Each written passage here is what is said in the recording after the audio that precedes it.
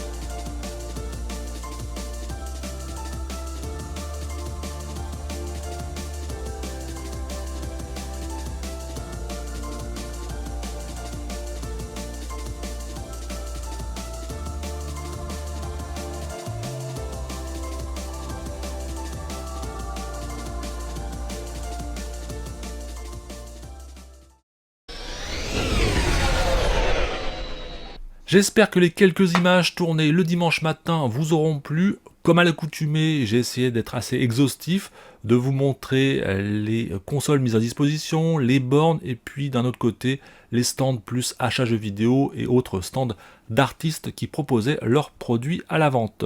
Alors personnellement, c'était la première fois que je me rendais à cette Retrogaming Play. D'ailleurs, c'est l'ami Didin Walker qui m'en a parlé et on a pu s'y rendre tous les deux.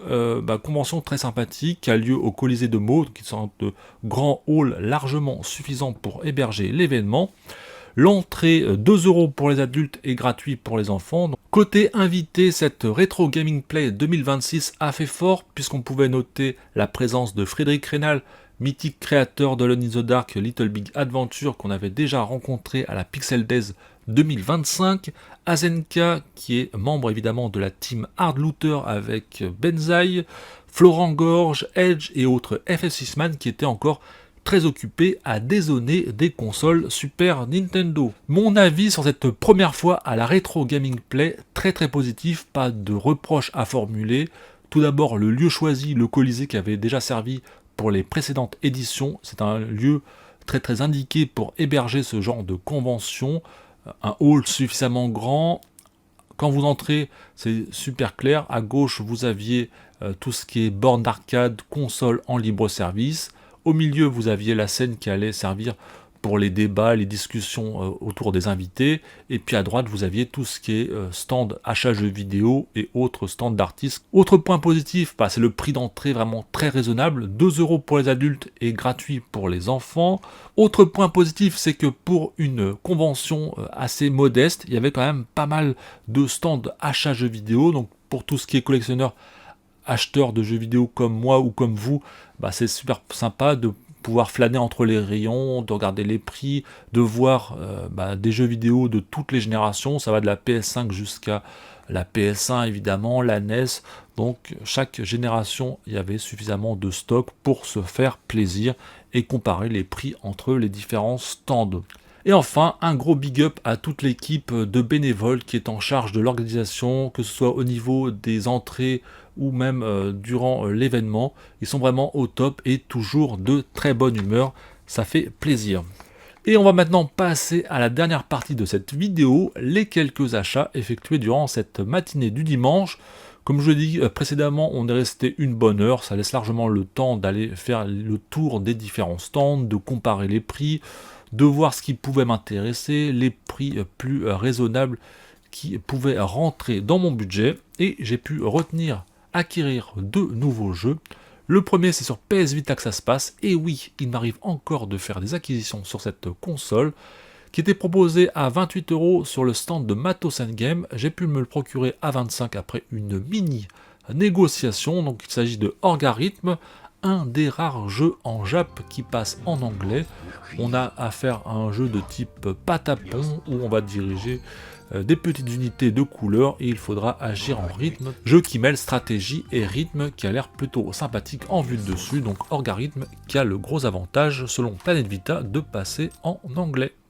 Et le deuxième achat, un jeu plus connu cette fois-ci, avec Exen sur Saturn, FPS mythique de l'époque, un jeu de type Doom-like mais avec des pouvoirs magiques.